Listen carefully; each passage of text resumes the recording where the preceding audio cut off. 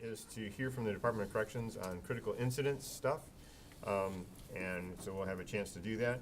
And I'd like to start with having the clerk call the roll. Please do that for today's attendance. Representative Slaw. Present. Markinen. Here. Beeson. Here. Cavett. Here. O'Neill. Present. Mr. Chair, you have a quorum.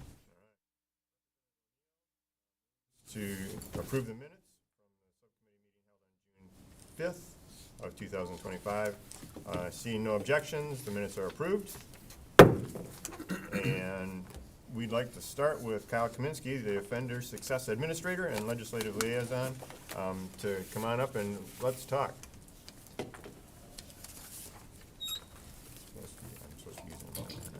Thank you very much, Mr. Chairman and members of the committee. It's always to be back in front of you after a few months off.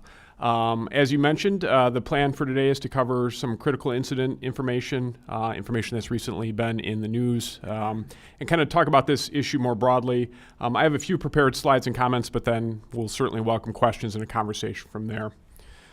So I appreciate the opportunity because when I come before this committee, oftentimes we're talking about programming, or we're talking about reentry, or we're talking about a lot of aspects of the department's operations that kind of are the bridge between incarceration and coming back into the community. And that makes a lot of sense. The public cares a great deal about those areas of our operations and the impact and the value that they provide. But the truth is, we spend a significant amount of our time on a daily basis as a department dealing with management of the prisoner population and that behavior and those incidents that come along with that. So I appreciate having the opportunity this morning to kind of step back and talk about that, because even though it's maybe not something we've highlighted in the past in previous hearings, it's ultimately a really significant part of what the department does on a daily basis. I'm going to talk today obviously about prisoner behavior. And I do want to have a caveat up front to say that I'm not talking about the entire prison population. And I think that's important to keep in mind. The largest group of individuals who are incarcerated are following the MDOC's rules. They're not incurring misconducts. They're essentially managed at an appropriate level. They're doing what is being expected to them. They're trying to focus on eventual reentry and release. But there is certainly a portion of the population that is not doing that. And that's why we have to have several controls in place and policies and procedures that we utilize to manage that population within our broader population. So recently there were some news articles about the St. Louis Correctional Facility, so I thought I would start here in terms of a discussion around some critical incidents. In July, well, really June and July, but I think the article focused largely on July, we saw an uptick in negative behavior from the prisoner population there. To give you a little background on the St. Louis Correctional Facility, it's obviously located in St. Louis, Michigan, north of here in Lansing. It is primarily a level 4 facility, so it's our second highest general population custody level. There's just over 1,000 individuals incarcerated there. Most are in level 4. As I said, there's also a segregation unit there with about 60 beds. So those are folks who are outside of the general population. They also, one of their level 4 units is an adaptive skills residential program unit. So those are for folks who may have cognitive impairments or other issues that might prevent them from kind of fully acclimating or being safe in the general population of the prison. And we also have a level 2 version of that specialized housing unit in Ionia, but they have the level 4. As I mentioned, in July, we saw a uptick in negative behavior at this facility. That can be characterized by several things. We saw several assaults on staff. Some of those assaults were physical assaults. Other assaults, we saw an increase in assaults where prisoners at the facility threw liquids, including bodily fluids, on staff, which is a type of assault that occurs in the prison setting. We also saw an increase during that time period of prisoners who were resistant to staff. For instance, when staff needed to place them in restraints, such as handcuffs, they were physically resistant, or once in restraints, they resisted following staff direction to move. Each of those for us is classified as an assault on staff. So we did see those, again, kind of increase during the summer months at the facility. In addition, there were a couple larger events at the facility, and I'll cover those in a little greater detail that I think were mentioned in the news article. So one of them, which happened, I'm just going to double check my date, on the 6th, there was a large group of level 4 prisoners returning to a housing unit from a call out I believe actually it was from meal lines. Those prisoners made verbal statements and also sort of their body language and how they were moving indicated to staff that they might not be returning to the housing unit as directed by our officers, and that they were potentially not going to follow that order. Our staff at the facility did the right thing. They did a great job with it. They brought more staff into the area as a show of force. They had supervisory staff report to the area. Supervisory staff gave direct verbal commands to those prisoners who were not returning to the unit that they needed to immediately return to the unit, which they did. And at that point, they were secured back in the unit. There was no use of force by any staff in that situation. That same day, or evening, later, another unit essentially repeated that same type of potential behavior, where they were kind of verbally and through their body language making it appear that they were not going to follow staff direction to return to the unit. Again, staff did a really good job handling that. They brought more staff into the area. They brought supervisory staff into the area. Very clear commands were given to the population to return to their unit, which they did, again, without the use of any force. The facility made the decision, which was the right decision, to cancel the big yard and most kind of group activities for the remainder of the evening. There was just no value in having large groups of prisoners out together at that point while they were trying to figure out what may have motivated some of those prisoners to act as they had. There was one prisoner who was issued a misconduct in that scenario for some verbal statements that he made, but ultimately the administrative law judge dismissed that misconduct, so he was not found guilty. So that was on the 6th. The staff, again, at the facility did a very good job handling that, getting everybody back into their units without any force, without any damage, and we returned to normal operations the morning of the 7th. So just some limitations on some activity that night. The second situation, and again, I'm just going to double check my dates here, was on the 11th. This started as an individual prisoner made verbal threats towards staff at the facility. Staff were trying to restrain that prisoner. Prisoner kind of ran from staff in the yard area. As staff were working to get that prisoner under control, other prisoners kind of converged in the area where staff were at, which is obviously a concern. Staff were giving very clear commands to folks to not get engaged in this situation, let them do their work to get this prisoner restrained. Additional staff reported to the area. The prisoner was successfully restrained, moved out of the yard, and then they decided to close the yard and return prisoners back to their housing units. Again, this was just sort of done out of an abundance of caution, not knowing all the dynamics of the situation, and we think it was the right decision to return those prisoners back. That prisoner was issued a misconduct that he was found guilty on. The facility investigated, ultimately determined that no one else, none of the other prisoners had engaged in anything that would actually meet the threshold for a misconduct. And again, that following day, the facility was back under normal operations with no further issues. So that really did appear to be more of an isolated incident with an individual who was acting negatively, and that individual received a misconduct for that. The other, I think, large event that was included in the articles was on July 14th. This was a large prisoner-prisoner fight that happened at the facility. I think in the end it ended up involving over a dozen, or right around a dozen prisoners. This happened in one of the housing units at the facility. Staff did a really good job, again, responding to this scenario, working to get the fight broken up. That involved the use of personal chemical agents, tasers, etc., and they were able to bring those prisoners, under control within the unit that were involved in that fight. Most of those prisoners were subsequently and relatively quickly transferred out of the facility to other facilities at higher custody levels. They were all issued misconducts. And then because of the size of that fight, and because the facility has sort of administrative and also operational tasks that it wants to do after a scenario like that, they placed the facility under what's called a phase plan. A phase plan is common within corrections. We use them frequently. How a phase plan works is the facility essentially develops a day-to-day plan where they're going to restrict certain activities, with the greatest restrictions happening immediately. So they're essentially saying, okay, we're going to restrict most of our activities because there are things that need to occur. There's administrative tasks that need to occur. They need to write misconducts. They need to review video to understand who was involved in what. They need to do intelligence work to try to figure out what might have been the impetus of a situation like that. They're going to conduct additional searches of housing units and prisoners, so they want to have slow movement so that they can do that. But then what the phase plan does is it essentially says each day, or maybe every other day or every third day, depending on the plan, more activity will increase at the facility as long as the population is complying with the expectations. So during that time, staff are also in regular communication with what we call the block reps, which are essentially the representatives of the population, talking to them about our expectations for them, also gathering feedback from them about sort of what may have driven this and is it over. One of the things we want to be very careful about is restarting movement when there may still be some desire for retribution between different groups of prisoners.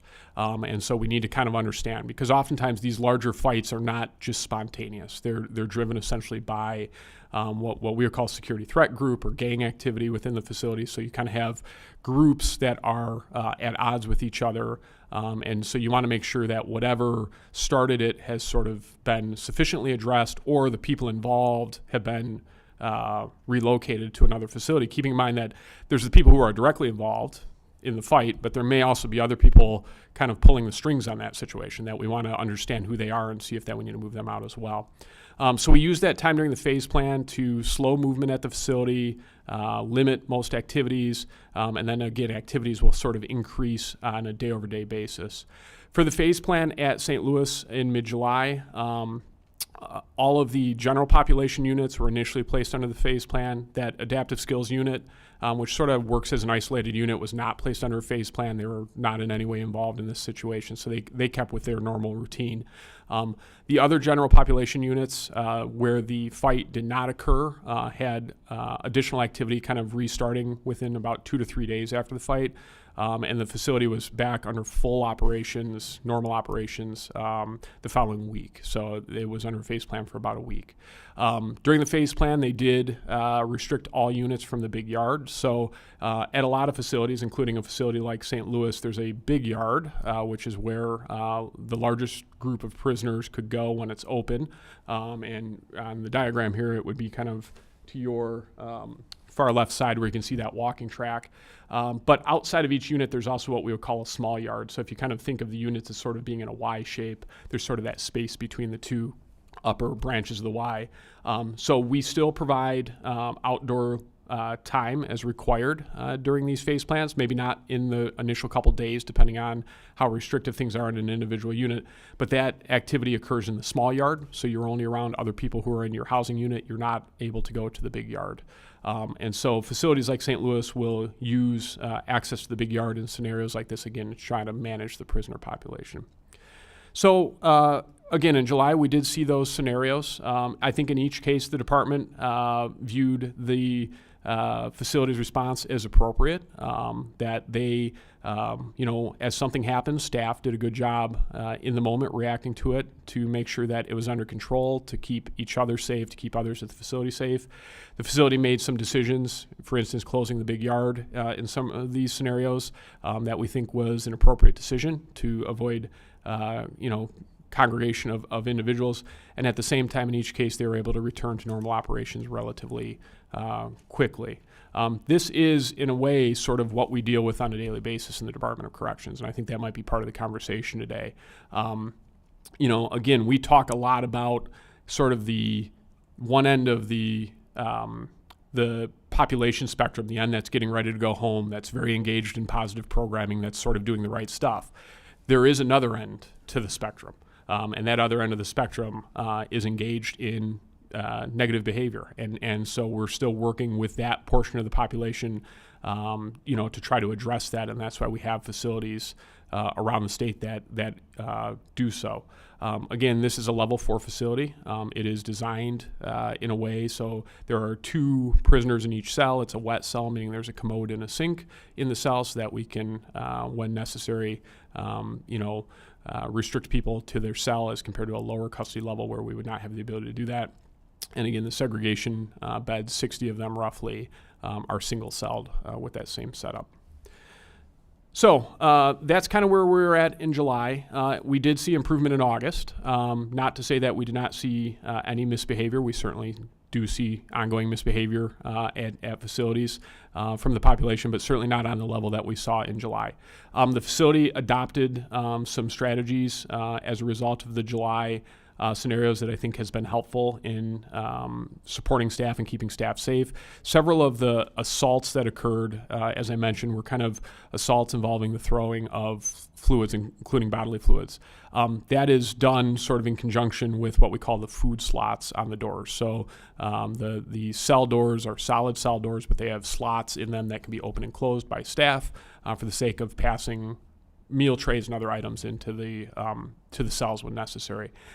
At times, those door slots become a point of kind of outright tension between prisoners and staff. Prisoners will try to control that slot. They'll put their arm through the slot so it can't be closed. They'll try to hold the slot open, et cetera. And so we've worked with the facility there and around the state to make sure that they're kind of utilizing the best practices to making sure that they're controlling that and know how to react, know kind of safe approaches on how to approach some of these cells for folks that are known to engage in that type of behavior, et cetera, to reduce the likelihood of that. As we've moved into September, again, I think so far we're about a week into September, obviously. We have seen a little bit of a few scenarios at St. Louis, but nothing of the significance that we saw in July. There was a multi-prisoner assault that occurred last week, and there was also a small prisoner fight. It looks to be more isolated in nature.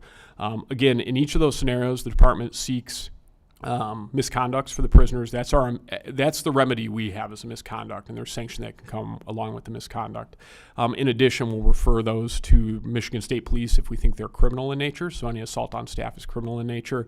And then the hope would be that state police could develop sufficient evidence to go to the county prosecutor for potential criminal charges. So we support that as well through the process.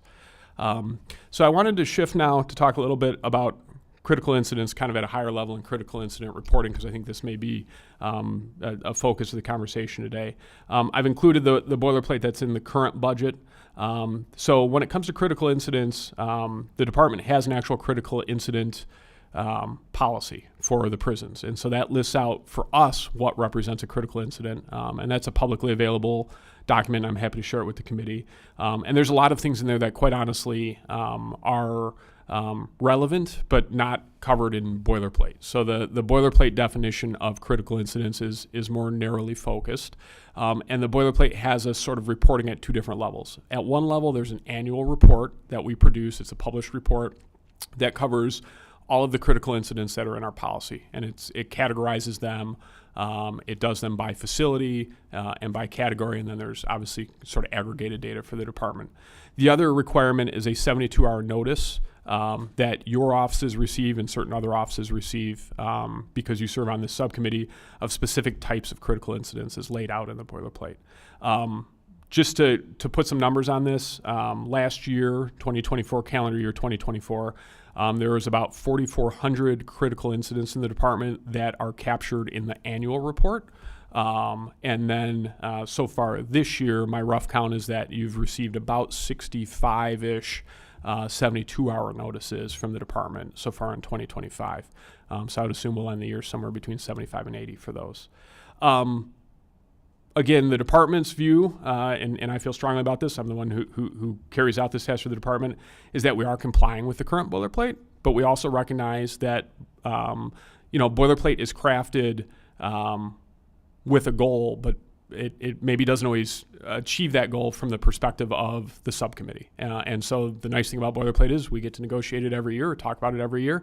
And so I think there's certainly space here as we go into budget discussions for closing up a budget document for this year to say, is this capturing what the subcommittee feels it needs to carry out its tasks as a subcommittee?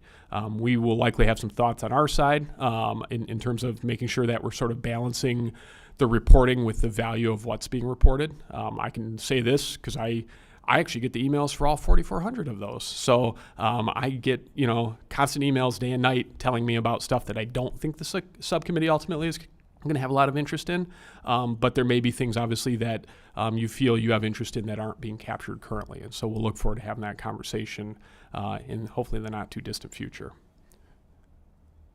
So I talked about SLF. I talked about their boilerplate. I think a few things sort of on critical incident and population management generally. One of the questions that comes up fairly frequently is sort of what's the trend? You know, is it getting better? Is it getting worse in terms of behavior? I think it's in some ways difficult to answer that because of how large the department is and how varied the population is. Again, it's not sort of just one population that all acts one way. There's parts of the population that are acting very consistent with policy. They're not a management challenge at all. And then there's other parts of the population that are very much a management challenge for the MDOC. And that we have to spend a significant amount of time working to manage and help keep our staff safe. I will say, if you look at the annual critical incident reports, like I said, we're at about 4,400 in 2024. We were right around that in 2023. I think we were at about 4,500. Prior to that, the number was lower. But I also think while some of that might reflect a change in behavior, part of it also reflects improved reporting. So actually the category that's seen the greatest increase from like 2020, 2021 to the subsequent years is actually staff use of force. So it's actually, that's where a lot of the increase is coming from, is more consistent reporting of staff use of force.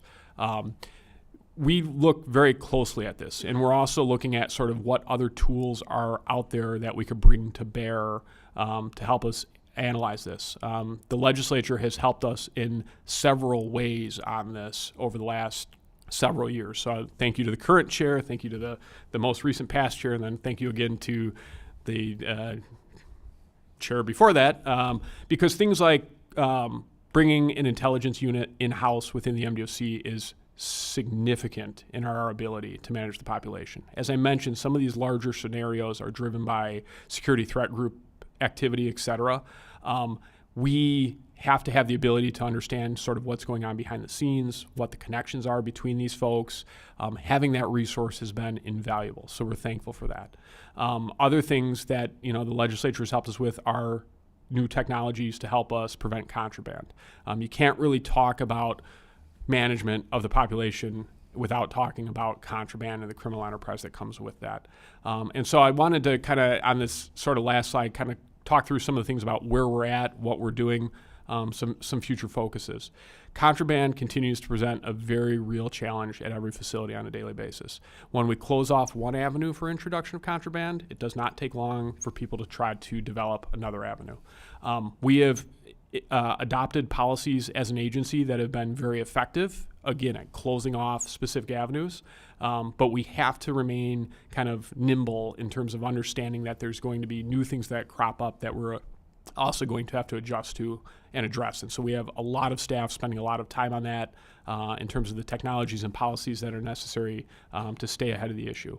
Some of the things we've done in the past, like photocopying personal mail, which was not a publicly popular step at the time, but extremely important because the most common form of contraband coming in right now is dipped paper. So this is not dipped, for the record. This is just a piece of paper, but folks could dip this in any of a number of synthetic drugs, et cetera. And while our mailroom staff are very good at seeing that and discovering that, it is very hard to counter that. And so now when a piece of personal mail comes to the facility, we don't have to worry that it's going to be delivered in its original format with drugs on it. It gets photocopied. The only version that goes into the facility is a photocopy. The original gets shredded and destroyed. So there's no value in trying to introduce contraband in that way. We have put in place body scanners, very similar to what you would experience going through the airport for the population. And now we've started to pilot package scanners. So again, very similar to what you'd experience at the airport, where you put stuff in a bin and it goes through. Those last two only possible thanks to the assistance of the legislature in terms of funding help, because those technologies are obviously not inexpensive, but they're very key to what we do. As we think about sort of what's next on contraband, the department will likely be making some announcements in the coming months about how we're going to seek to address some areas that we know have become misused by folks. So we addressed personal mail by photocopying it. What we saw was a reduction, obviously, in the efforts to introduce laced personal mail, but instead we've seen it shift towards fake legal mail. So the handling standards for legal mail or special handling mail are a little different. There's a requirement for confidentiality between the sender and the recipient. And so what we've seen is a lot of fake legal mail coming in that's laced. We've already adopted some approaches on that. We call the law office or the court or whoever's the sender in every single case and say, are you actually the sender of this? And oftentimes the answer is no, I have no idea what you're talking about, in which case we will not deliver it and it'll be destroyed. Other times they'll say, we are the sender of this. And we'll say, okay, if it's clean, great. But if we have reason to believe that it's laced with drugs, we will refer it for criminal prosecution. As crazy as it sounds, we have had several attorneys in the state of Michigan now prosecuted for intentionally, in our opinion, sending drugs into our facilities using our legal mail process. So we're going to continue to look at those policies, look at what other states are doing to further crack down on that. Another thing that we've done, or another focus area for us, is obviously around accountability and consequence. I think if you talk to our staff, this is one that is very high on their list, that they're concerned about how are we holding the population accountable for their behavior. We have done, again, with the help of the legislature, we've taken some very active steps on this. I think one of the greatest is, in terms of impact, is the introduction of the body-worn cameras. And so that is now capturing that behavior at eye level with audio to make it easier for us to pursue misconducts and make it easier for county prosecutors to pursue new criminal charges against prisoners who might engage in any kind of illegal activity within the facilities. We are continuing to work on, what are our policies in this area. This is a tough one because I think there are also voices out there that will talk a lot about policy reforms in other areas, such as reduction of the use of administrative segregation or reduction in certain other measures. And we understand that's a worthwhile conversation, that's a nuanced, or in our opinion, needs to be a nuanced conversation. But the department's been very clear, we cannot lose the tools that are necessary to manage the population. And so artificial restraint or barriers on whether it's things like segregation, other sanctions, et cetera, we cannot take those off the table because the population, we have to be able to respond to the behavior of the population, and taking those types of things off the table does not allow us to do that. We recognize every setting within the MDOC should be humane. Every setting within the MDOC should have, clear accountability and responsibility, but we do need to have the ability to remove those that are engaged in ongoing negative behavior, particularly behavior that's dangerous to our staff, from the general population. It's no different than in any of your communities having a jail. There's a place where certain people have to go to remove them. It has to be the same within the MDOC that we have those tools as well. Programming and behavior change. So a lot of this conversation is about what I would call external controls, right? We're going to make it harder for you to introduce contraband. We're going to make sure we have rules in place to hold you accountable. We're going to have tools that are there to hold you accountable to reduce these critical incidents. But the other thing we need to do is we need to actually try to change what people are thinking and deciding to reduce critical incidents. We need to focus in on that. So we talk a lot about programming in this subcommittee and as a department, but usually we have that conversation from the perspective of what are we doing to get people ready to come home, be a member of our community, be safe in our community. We need to not step back on and actually kind of lean into what are we doing to make them a safer member of the community within the prison setting for the sake of our staff, for the sake of the other people that live there, particularly in the higher custody levels. So we have folks we know have not made that decision yet in terms of behavior change. We have time with them, but we shouldn't just wait for time to be what changes their behavior. There are tools that we can teach people to make better decisions, to be less likely to use violence, et cetera. And so we have increased the amount of programming that we do in the higher custody levels, but I think that's something that we need to continue to focus on as a department to really try to pull that, pull people in the direction of making better decisions to reduce critical incidents and reduce, management challenges that they might pose to staff. From an operations perspective, we've taken some very clear steps already, and I think this, again, is sort of the daily conversation that happens within the MDOC in terms of what will we do, to increase or support management and decrease critical incidents. We made the decision earlier this year to significantly reduce third shift movement at our facilities. A very good decision on the part of the department. Certainly a decision that was not universally popular with all stakeholders, but I think was popular with folks who know how the internal operations of our facilities work. The reality is the way our staffing works, third shift, which would be the overnight shift, is going to have the least amount of staff present within the facility. That's just historically how it's always been run. Because of that, it's important that we don't have additional or unnecessary activity happening within the population at that time, because if something were to happen, we're not in as good a position to respond to it as we would be. So we did things like we closed day rooms and activity rooms on third shift. Prisoners have to be in their cell or in their living area during that time. We reduced some of the other activities, et cetera. We're going to continue to look at strategies like that to make sure that we're putting management first when it comes to the population. We've done some physical plant changes at some of the facilities, particularly in the higher custody levels. Things like interior fences to kind of break up our yards so that they're smaller, so that it's easier for staff to control. It's easier to keep different groups separated within the facilities, and we'll continue to look at that. And again, just overall, the movement schedule within the facilities. The reality is there is a lot of movement that happens in a prison. There has to be. You have to get people where they need to be at. You got to get them to meals. You got to get them to healthcare. You got to get them to programming. You've got yard time. You've got all these other things that you have to kind of fit into each day. But making sure that we're supporting facilities by having sort of what's the safest plan to achieve those things. And then the final thing that we're taking a really close look at is classification.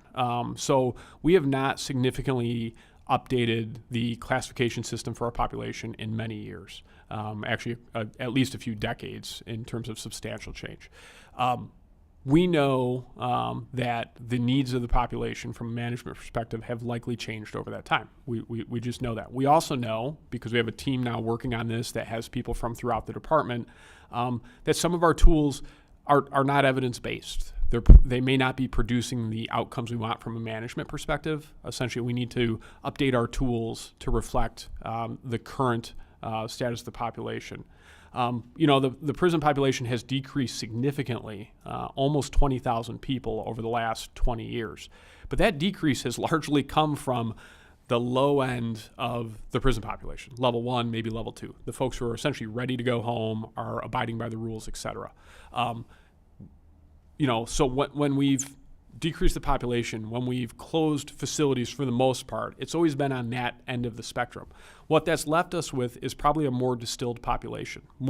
Even if the raw number of individuals who are management challenged may not be significantly higher or different than it was several years ago, the reality is they now probably form a greater percentage of the overall prison population than they were in the past, just because there's less of that low end that's with us as well. And so we need to make sure that our tools are keeping up with that, and that they're reflecting that. And we also need to look and see, what tools exist that have been developed in the last 15 or 20 years that we haven't taken advantage of.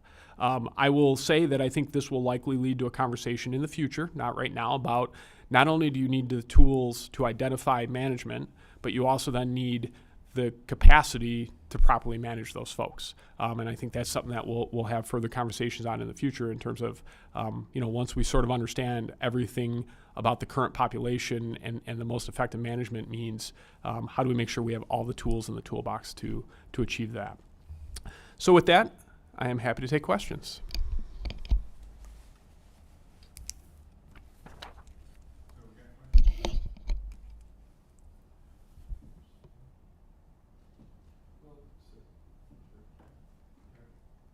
When you talk about percentages, you've thrown that around a couple times, this many percentage and that many percentages, and what kind of numbers you're talking about? How many are gone rogue on you? So I'll start with the other group. The group that's like well-behaved is about 2/3 of the prisoner population. They receive few, if any, misconducts. So that's about 22,000 folks. Statewide or just in St. Louis? Statewide, I'm talking about. St. Louis, the reality is it is a facility that houses management challenges. So I think that's the other thing to kind of keep in mind is that we might have 22,000 people who are not management challenges, but the reality is they don't classify in a way that they would be placed at St. Louis. St. Louis essentially is designed for folks who present greater management challenges, and so we need additional tools and strategies at that level. But about 2/3 of the population statewide. are essentially not receiving significant misconducts. There's probably a middle group that are receiving some misconducts. They're kind of floating between level 2 and level 4. And then there is that higher end group that are consistently receiving misconducts. There are persistent management challenges. And the percentage of that is approximately? I'd probably prefer to actually run the data on that, come back. I have Okay. the data on the other group, but I'm I'll just looking send for along to the ballpark. committee. We're talking Yeah. percentages. How about some numbers? I mean, just for the casual observer, we talk percentage. What you thought? 1,000 people, 2,000 people, 400, 60. I have no idea when you say it. Yeah. So as you look at folks who are persistently receiving misconducts, that would be a wide variety of misconducts. There are, I would say, rough math, about 3,400, 3,600 that are kind of in that top category. So that's a little over 10% of the population. Okay. Thank you, Mr. Chair. Mr. Beeson?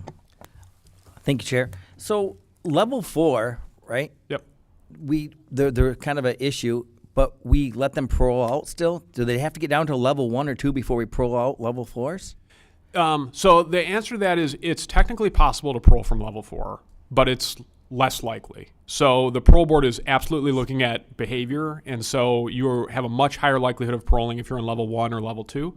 There are individual cases in level 4 that might parole, but that's sort of tilted against them because they're not exhibiting the near-term behavior that the parole board wants to see. But level 4 are pretty much our problem. Why don't we make sure that they get to level 1 before we parole them out so that we don't have to deal with them on the outside before they come back in? So that's absolutely our goal, and that's where I was kind of talking on the one slide about sort of that intrinsic change, like the behavior change. Like we don't want people in level 4.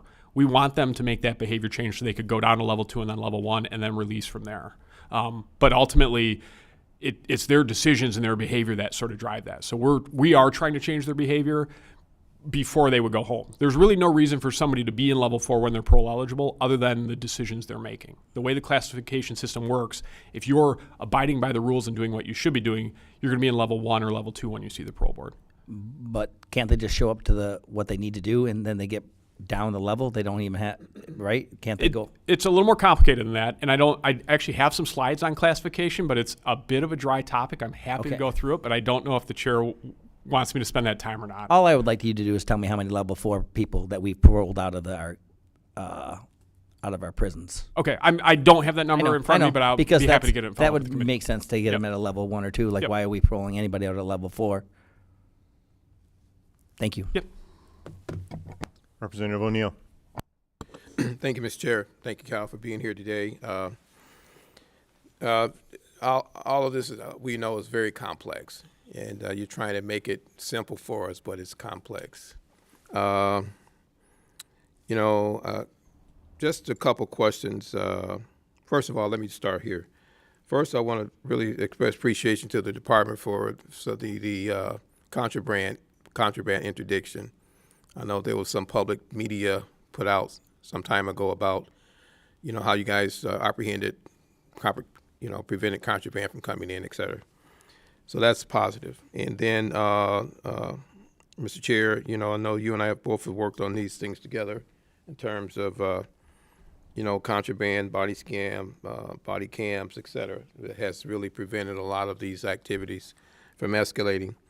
You mentioned how we prepare our inmates to come home. That's a really good point. Mr. Chair, if I ask a couple questions on that, what would you say are some of the most beneficial ways that we do that with our current tools? And then you recognizing the fact that we need to make changes and updating for our older populations to deal with some of those issues. And then I'm sure you'll share some more details about that. But if you can elaborate on that, I appreciate it. Yeah, so to the first question about what is effective when it comes to changing how folks think and act, there's a lot that goes into that, obviously. Sure. But I think some of the things that we would highlight as being very important is utilizing evidence-based programming. So we have evidence-based programming in areas such as substance use disorder, violence prevention programming, cognitive behavioral therapy, and sexual abuse prevention. we're actually updating some of those curriculums. We're working with the University of Cincinnati and kind of getting the new gold standard of those curriculums, which will be in place next year. But I think that's really key. You have to change how people think and the decisions they make. Along with that, I think our focus on education is really key. It sort of unlocks the door for folks to see themselves in a different way, see their role within the community in a different way, and give them the skills to just be, on a practical level, more beneficial to their community. Like they can engage with their community in a more effective way by being employed, by being self-sufficient, et cetera. There's a lot that goes beyond that. You know, the role modeling they get from staff, the support they get from their supervising agent when they're on parole, all of that kind of adds up to that. But a lot of it really does come down to giving folks the opportunity and the tools to change how they think, so that they then make different decisions in the future when they're faced with similar circumstances.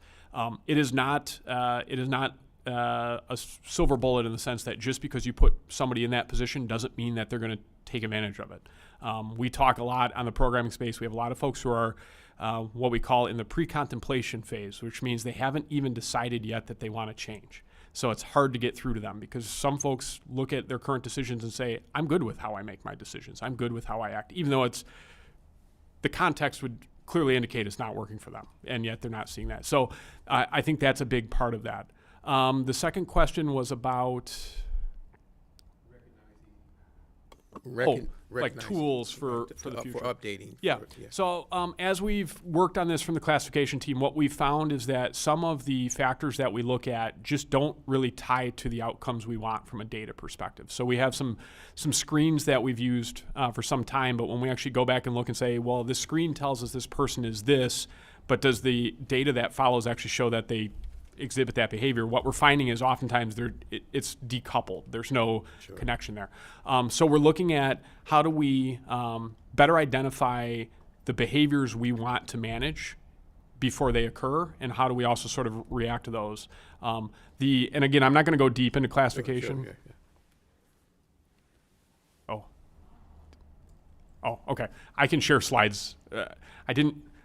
It's very dry, so I didn't put the slides in, but I have slides I can share. But there's a screening tool that we use, and I can go into that. But essentially, some of those questions just need to be updated. There's basic questions in there about like, completing certain programs, but it's not even covering all the programs that we offer in the MDOC at this point. There's some language in there about certain age cutoffs that sort of the science would seem to indicate are the wrong age cutoffs, or at least our data indicate are the wrong age cutoffs. So I think what the department is hoping to do is by the end of the year make some recommendations internally on how we would update that to reflect the data and the knowledge we have now after probably 20 plus years since those have been meaningfully updated. Mr. Chair, may I final one? Okay. Final question, Cal. Can you give us a general idea in terms of our current population, and if those numbers have gone down over time, and also our recidivism rates? Have those numbers gone down over time? So we're sitting right around 32,500 in the prison. We're down, I think, a little more than 400 since the start of the year. So we started the year closer to 33,000. If you were going to kind of map it out, the department hit a maximum of over 51,000 people. At this point, it would be almost 20 years ago.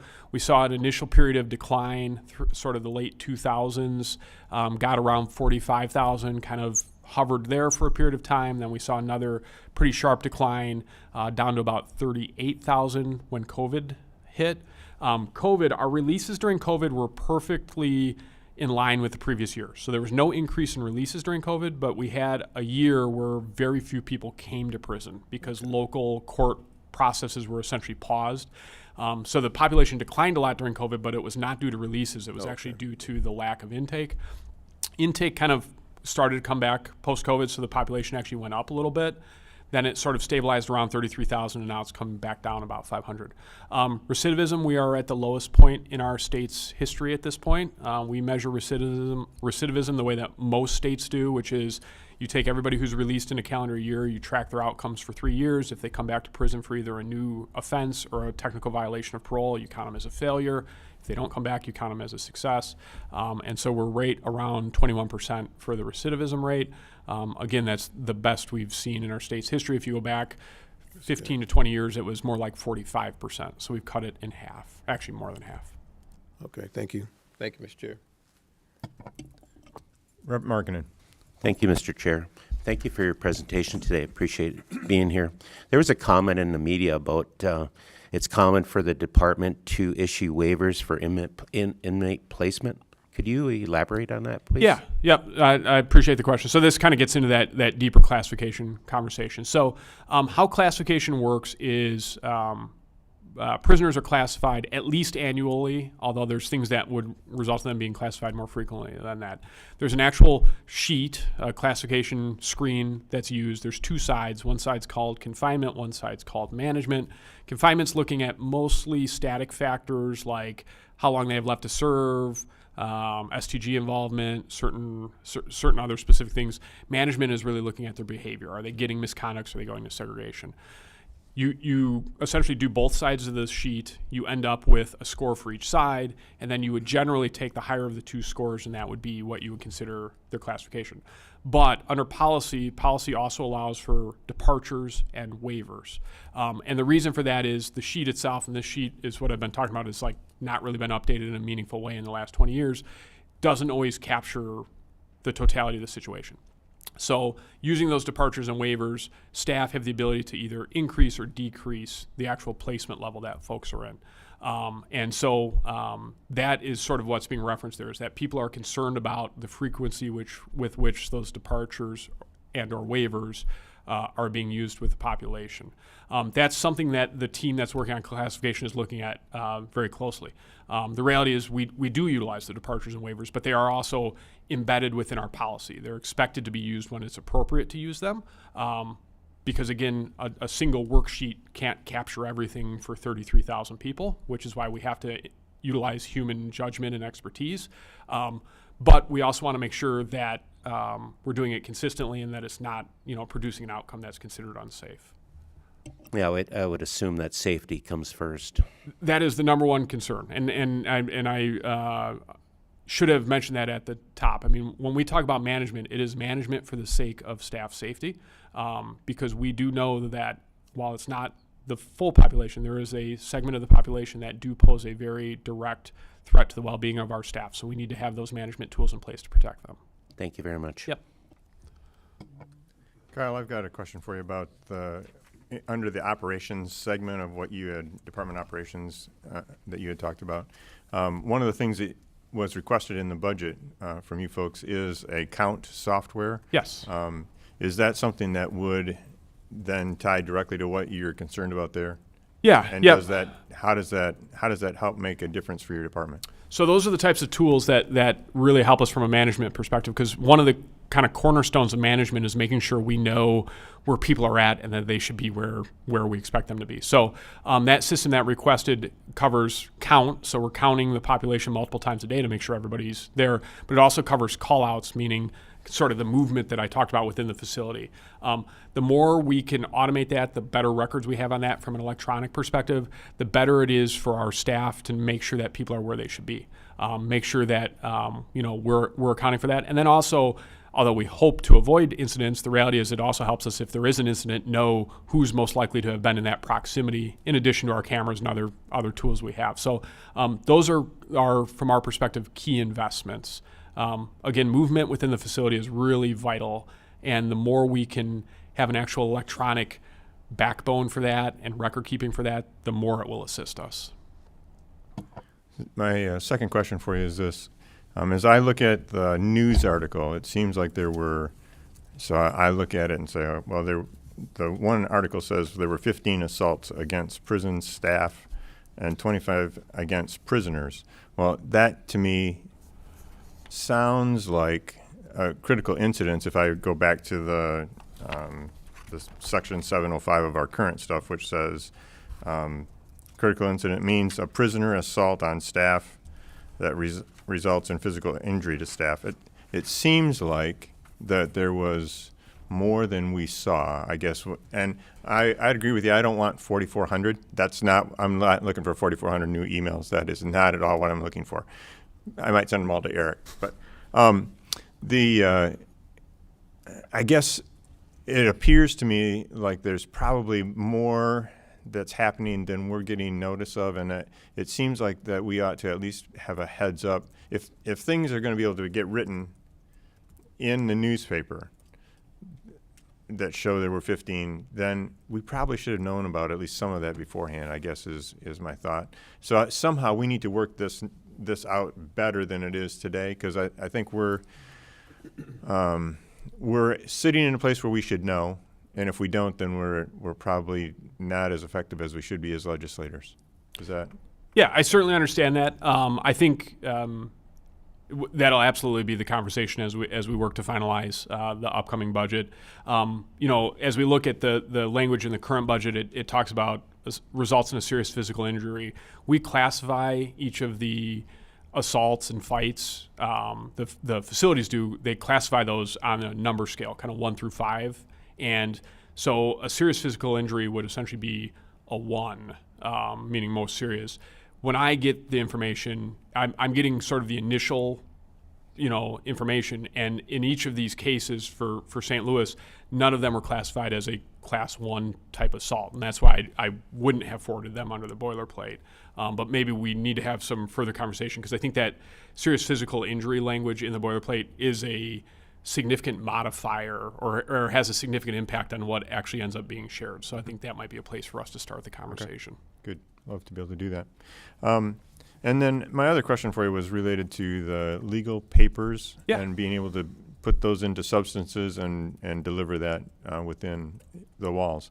And I would just, whatever we can do to help that, if there's additional things that we can make a difference, I think it's what we need to be engaged in. So if there's specific equipment or specific things that could help, then I think we should know about that. So we should be talking. We will look forward to that, and in advance, we appreciate that assistance. Good. Are there other questions from our members? All right. So with that, let's see. All right, seeing there's no further business? Oops. Oh, yeah, I guess we've got a few minutes. Is there anybody in the audience that has, Kyle would hate to get out of his hot seat if there's somebody that would really have a question for him. Seeing none, we are adjourned.